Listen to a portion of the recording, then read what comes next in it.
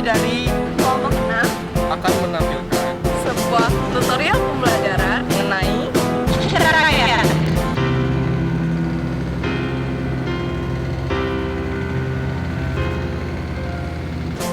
saksikan. Perhatikan.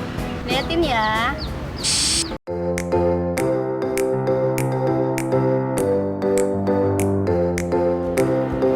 Jadi kelompok nada itu kan jelasin tentang temanya itu perceraian. Pasti kamu orang tahu cerai itu adalah pisah ranjang yang bapaknya di mana, ibunya di mana, anaknya di mana-mana kan. Pisah-pisah gitu lah pokoknya.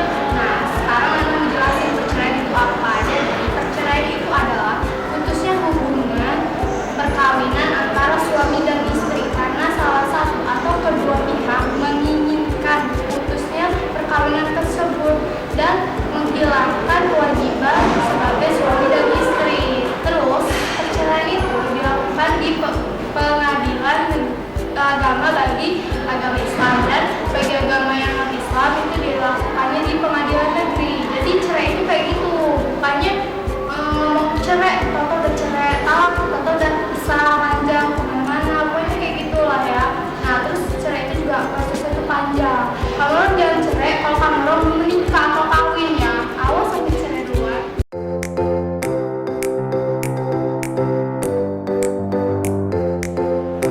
Nah, teman-teman tadi kan udah dijelasin sama Nanda tentang pengertian perceraian. Sekarang Zaria bakal jelasin tentang syarat-syarat terjadinya perceraian. Menurut pasal 9 Peraturan Pemerintah Nomor 19 Tahun 1975, syarat-syarat perceraian yang pertama, salah satu pihak itu menjadi pezina atau pemabuk atau pejudi yang sulit diselesaikan. Yang kedua, salah satu pihak itu meninggalkan pihak lainnya selama 2 tahun secara berturut-turut tanpa alasan yang jelas dan tanpa izin kepada pihak lainnya. Yang ketiga, salah satu pihak itu menjalankan hukuman selama 5 tahun atau hukuman yang berat lainnya selama setelah pernikahan tersebut berlangsung. Yang keempat, salah satu pihak itu melakukan kekerasan terhadap pihak lainnya. Yang kelima, salah satu pihak itu mengalami cacat badan atau penyakit lainnya yang mengakibatkan salah satu pihak itu tidak bisa menjalankan kewajiban sebagai suami atau istri.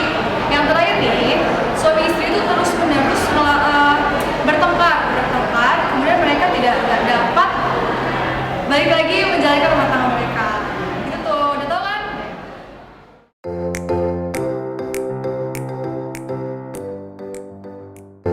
Halo gengs, gue Randy. Di sini gue akan menjelaskan hukum dari perceraian. Yang pertama yaitu wajib perceraian yang disebabkan karena suami dan istri yang bertengkar dan tidak dapat didamaikan. Yang kedua yaitu makruh, perceraian yang tanpa sebab apa-apa. Contohnya seperti bosan dengan pasangan mungkin. Yang ketiga sunnah. Sunnah itu perceraian yang disebabkan karena istri ingkar kepada Allah dan suaminya sendiri. Yang keempat yaitu mubah, perceraian yang disebabkan karena istri berperilaku buruk di dalam masyarakat dan jika diteruskan kita akan mendapatkan efek negatif. Yang kelima itu haram.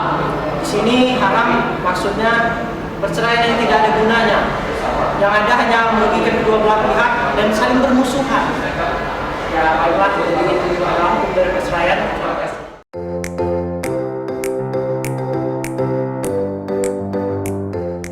Hai guys, di sini saya Juliana ingin menjelaskan tentang materi pertama. Yang pertama itu talak satu. Talak satu itu biasa disebut juga dengan talak wajib.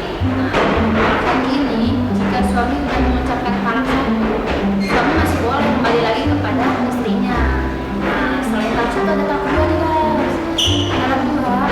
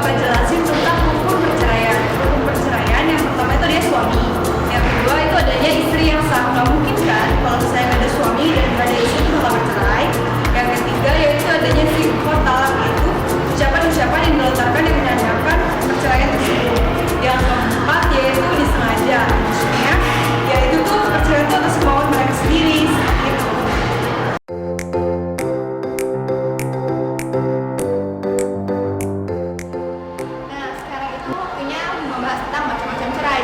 Bunda bakal jelasin yang pertama, yaitu cerai talak. Udah sering dengar kan kata-kata cerai talak, tapi udah pada tahu belum cerai talak itu apa?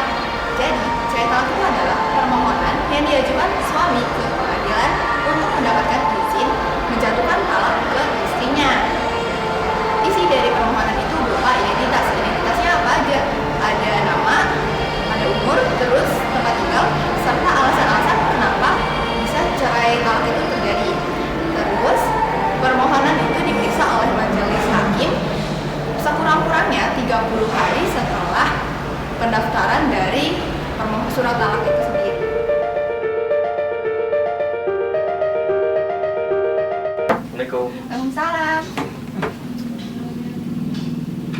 Mas bikin kopi dong. Iya.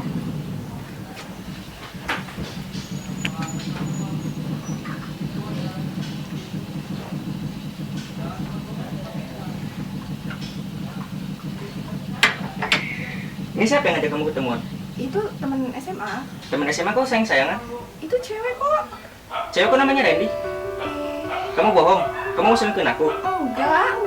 Kamu percaya ya sama aku? Temen aku pernah bilang kamu pernah mesra-mesraan di kafe. Ya sama orang kali. Udah, aku gak percaya lagi sama kamu. Kamu dengerin dulu penjelasan kita aku. cerai. Enggak. Udah. Gak perlu lagi penjelasan kamu. Yang kedua adalah cerai gugat. Kalian sering dengar kan apa sih itu cerai gugat? Apalagi buat kalian ya, para cewek-cewek yang sering nonton entertainment, pasti sering banget tuh ada artis-artis yang ngajuin gugatan perceraian ke pengadilan agama. Nah, di sini Devi bakal coba jelasin apa sih itu cerai gugat. Cerai gugat itu adalah gugatan perceraian yang diajukan oleh sang istri atau kuasa hukumnya ke pengadilan agama yang daerah hukumnya meliputi tempat kediaman sang istri atau penggugat. Nah, gugatan itu dapat diajukan harus disertai dengan alasannya itu bisa berupa kayak KDRT namanya, kekerasan rumah tangga. Nah, nanti si alat putusan pengadilan agama itu dapat berupa penjatuhan talak satu dari tergugat kepada penggugat. Pemeriksaan dilakukan oleh majelis hakim. Dilakukan selambat-lambatnya 30 hari setelah berkas gugatan diajukan ke pengadilan agama. Pemeriksaan itu dilakukan dalam sidang tertutup. Terus hakim itu berusaha ngadain perdamaian itu di antara kedua belah pihak.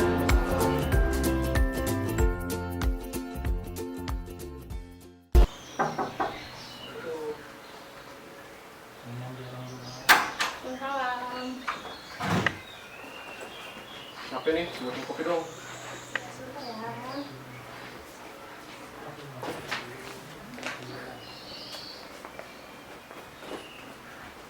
Ini mas,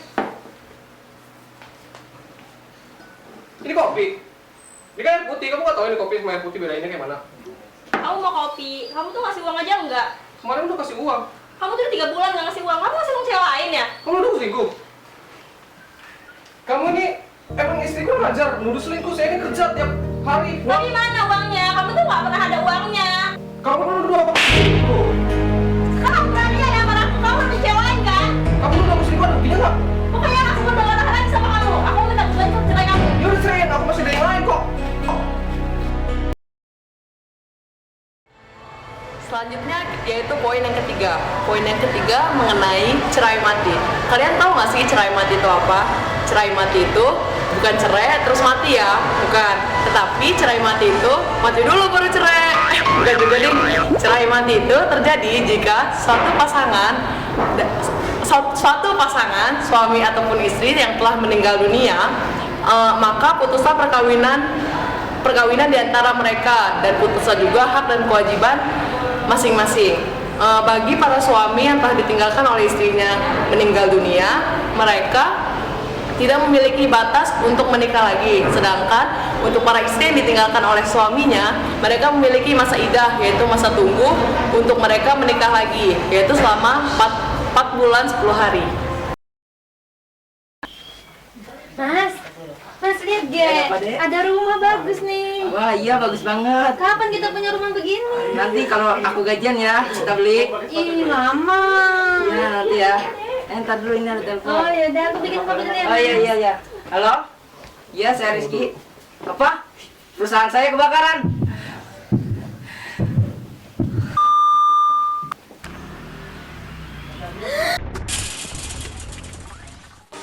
Mas, kamu mau kenapa? Mas, bangun. Mas, bangun.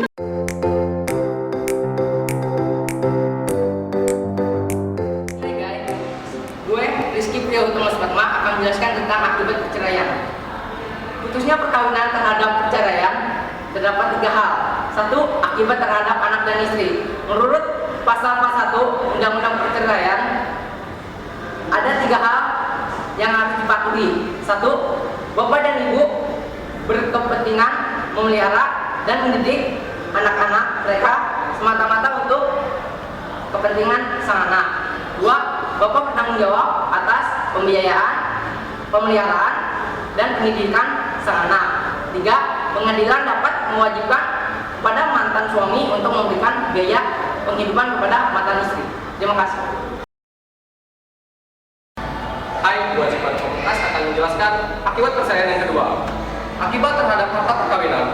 Untuk harta bawaan dan perolehan tidak menimbulkan masalah, akan tetapi untuk harta bersama mungkin akan menimbulkan persoalan. Persoalan ini dapat diselesaikan menurut agama Islam, hukum adat, dan tawa perdata tergantung kesepakatan. Di agama Islam tidak mengenal harta bersama, tetapi di hukum adat dibagi 2, yaitu setengah harta untuk mantan istri dan setengah harta untuk mantan suami. Begitu pula di KUA Perdata. Cara menyelesaikan harta bersama ini belum diatur dalam Peraturan Pemerintahan Nomor 9 Tahun 1975. Jika terjadi sengketa penyelesaian harta bersama, dapat diajukan kepada pengadilan yang berwenang. Terima kasih. Saya Muhammad Berkaisna akan menjelaskan tentang perceraian terhadap status. Mereka yang telah bercerai mendapatkan status perdata dan kebebasan sebagai berikut. Yang pertama, mereka yang telah bercerai mendapatkan status janda atau duda. Yang kedua, mereka yang telah bercerai dapat menikah kembali dengan pihak lain. Yang ketiga, mereka yang telah bercerai dapat menikah kembali apabila agama dan undang-undang tidak melarang. Terima kasih. Nah, teman-teman kan tadi udah tahu kan tentang perceraian itu apa. Nah, kita mau ngejelasin pesan moral dari kisah ini.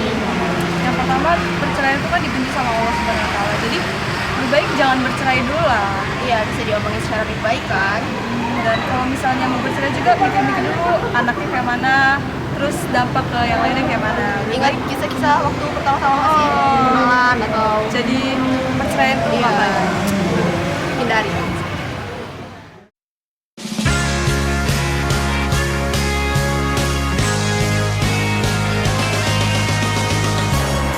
Hai, Anak. Iya, ini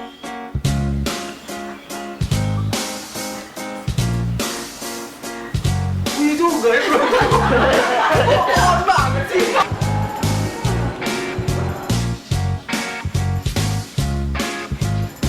Menjelasin. Ini lama. nah, iya. Nanti sedikit lagi bro. Iya. Ayo kenapa ada ulang?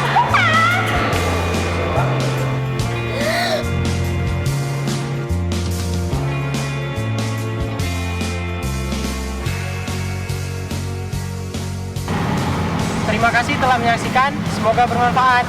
Sekian video dari kami. Wassalamualaikum warahmatullahi wabarakatuh.